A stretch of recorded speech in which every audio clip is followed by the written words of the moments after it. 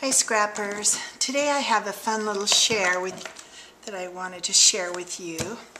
I have a neighbor. She's 89 years old. She lives next door to me, and she is a fantastic seamstress, and she sews a lot. And she was cleaning out her sewing room one day and found this, and when I saw it I just flipped out over it because I loved it so much.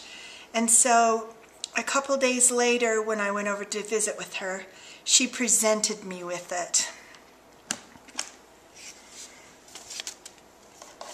It is a little tiny children's Singer sewing machine. It really works. It's very small, as you can compare with my hand. And it comes in this little case. I just thought it was absolutely precious. It's apparently made for a child. And I found on eBay you can send away and get the instructions for using it. So it really works. And I thought it would be really fun to do my stitching on cards and stuff with it. So I was so tickled. I just thought that was so cute. So this is going to have a place on one of my shelves in my scrapbook room. So I like to look at it. It's just really cute. You can see that it works. Anyway, I wanted to share that fun thing with you. Another thing is, I've had a couple of my subscribers that have asked me about my magnets that I use in my books. These magnets are from Basic Gray. You get the two different sizes. They're pretty strong, and when you open the package it looks like this, where there's the negative and the positive. They work really well. You just put them on your project before you cover it with paper where you want it to attach. So I just wanted to show those. I got these at Joann's.com. I've never seen them at a store around me. Like, I haven't seen them at Michael's or Joann's or Hobby Lobby. They might have them, but I've never run across them. And I've asked about them and nobody seems to know. But that's what they look like, and you can get them online. So wanted to show those. Now I want to show you a couple mini albums that I've been working on. I had a lady in Australia that saw my Stella and Rose minis, and she asked if I could make some more. So of course I did make some Stella and Rose, but I've also made them out of two out of the Madeline collection. This one is Madeline Prima, and one of them is Brenda Walton K & Company's Madeline collection. I didn't plan it that way, it just worked out that way. So I just wanted to show you those. They're very similar to my Stella and Rose, but I did make some different adjustments on those. This one is made with the Prima. It's a chipboard album that I got at Michael's. I've used a lot of Martha Stewart punches, a lot of butterflies and flowers. So you can see I just buy white roses and then I color them myself. So I've done these with distress inks, and then on the butterfly, I've used these before where I stamp. This is a Hero Art stamp, and I stamp it, and then I put glossy accents on it, and then I add the stamens and the flowers and stuff. So, and then I can't remember where I got this, but I got a whole sheet of these epoxy stickers that say different things. So I used my sewing basket eyelets, and I colored my own seam binding to match. So that's the front cover.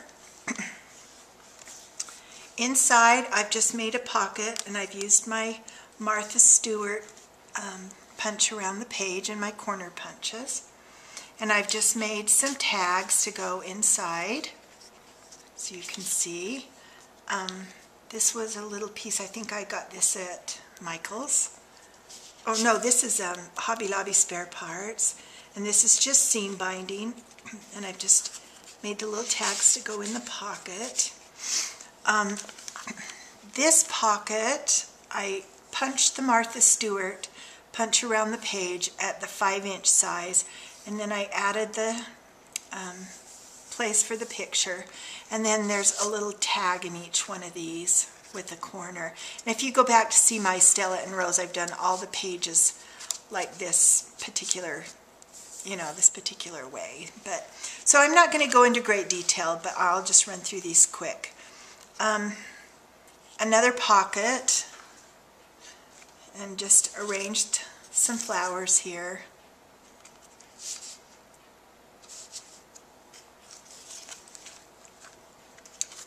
Here's another pocket.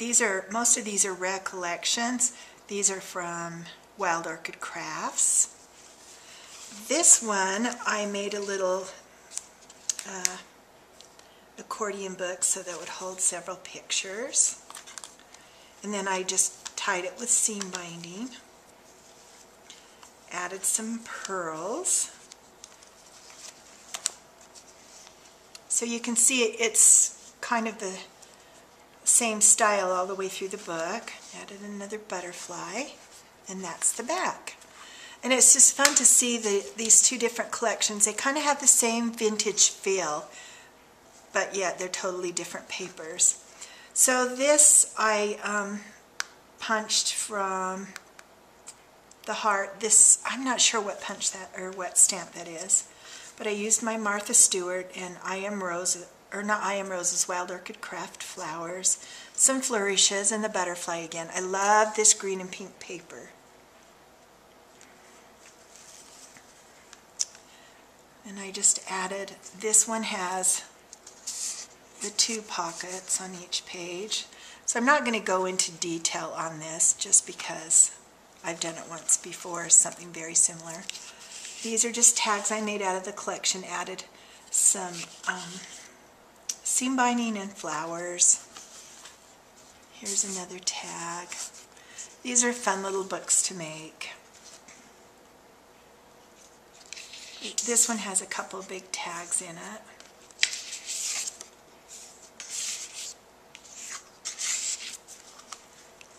It's just a fun way to use your Martha Stewart punches.